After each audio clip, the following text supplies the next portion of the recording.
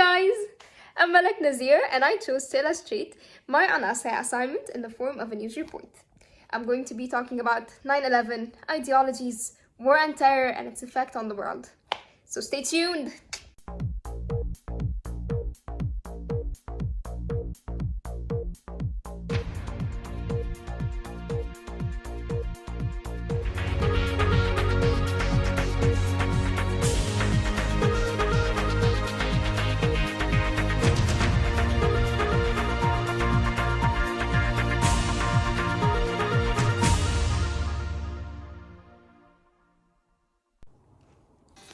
Ladies and gentlemen, welcome back to Top News.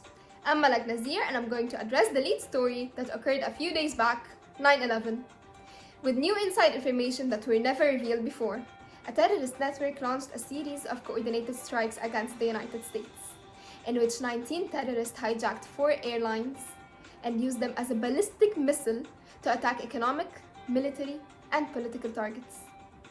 American Airlines Flight 77 and United Airlines Flight 175 were each flown in one of the twin towers of the World Trade Center in New York City. It brought down both buildings and killed about 2,750 people.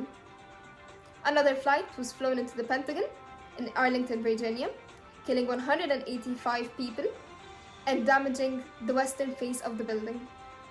Our insider resources say that the 4th flight was heading en route to either the White House or the US Capitol, but it crashed near Shanksville, Pennsylvania, killing all 40 passengers and crew on board.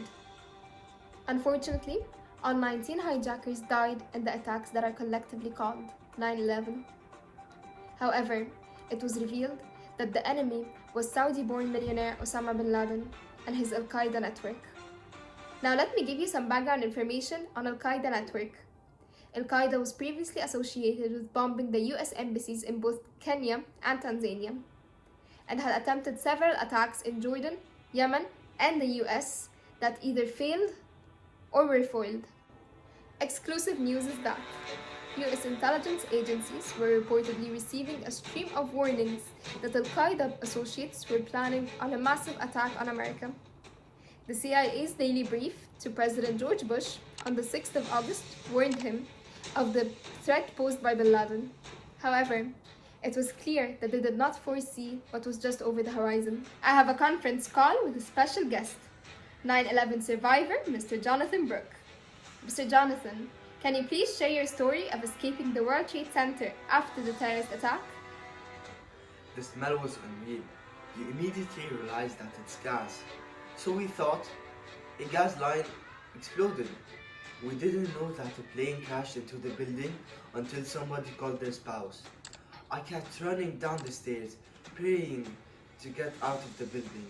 I just wanted to go home and see my family. I had lots of pain in my back and my leg was going numb. I remember every face of the fireman walking up the stairs when I was coming down. The world again has been divided into good and evil. According to President George Bush, there was no room for neutrality, and I quote, "Either you are with us or you are against us." America had never experienced anything like 9/11 before. In fact, no country has ever experienced a terrorist attack on such a horrific scale. In Bush's address to Congress on the 20th of September, he tried his best to address the questions of a confused nation. Who attacked our country? How do we fight back and win this war? What is expected of us?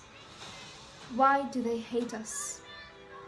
President George Bush replied, Americans are asking, why do they hate us? They hate what they see right here in this chamber. A democratically elected government. Their leaders are self-appointed. They hate our freedoms.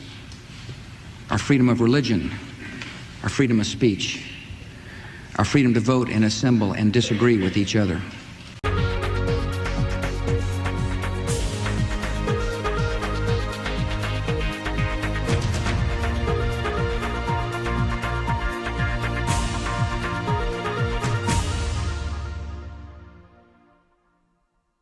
Ideologically, where does President Bush stand? Some liberals contend that he's an extremist, as he said, and I quote, "As long as the United States of America is determined and strong, this will not be an age of terror, this will be an age of liberty, here and across the world." At the same time, conservatives argue that he's an advocate of expanding the federal government and is thus out of step with the laissez-faire brand of economics that underlines traditional conservatism. But in reality, he's somewhere in the middle. Bush is positioned near the dividing line between the center-right and right quartiles of the party. I hope you now have a more in-focus image of the 9/11 attacks. I chose to address this incident because I believe that it was the launch of a new era that's influence has been politically profound and long-lasting around the globe. Shortly after the attacks, President Bush announced a new counter-terrorism campaign, the so-called Global War on Terror. It had consequences on security, international law, cooperation, governance, and human rights. Hence, the world got divided into two troops, the good and the evil. Yet, the evils remained unknown. It is not a nation, not an organization, not a union. Anyone could be a terrorist. And as President Bush said, you are either with us or you are against us. There is no middle ground. So, what do you think? Will there ever be an end to this campaign? Will there ever be a mission accomplished moment that brings war on terror to a close?